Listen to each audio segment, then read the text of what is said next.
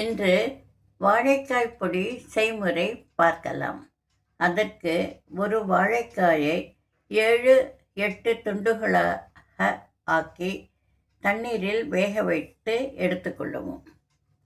ஆறிய பின் வாழைக்காயை தோலி உரித்து கொள்ளவும். உரித்த பின் கொப்பரை துருவியில் துருவிக்கொள்ளவும்.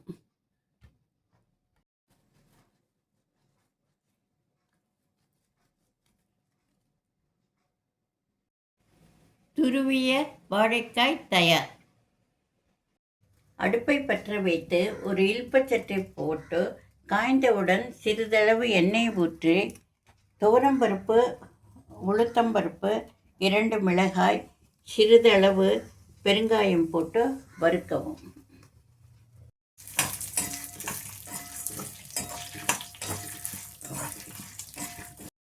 வறுத்தாகிவிட்டது. ஆறியவுடன் மிக்சியில் போட்டு தேவையான அளவு உப்பு சேர்த்து கரகரப்பாக அரைக்கவும்.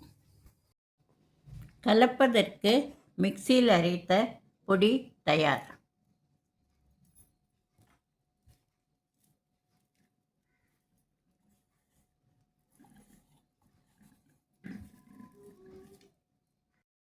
வாழைக்காய் பொடி தயார். தேவைப்பட்டால் சிறிதளவு தேங்காய் துருவல் சேர்க்கலாம்.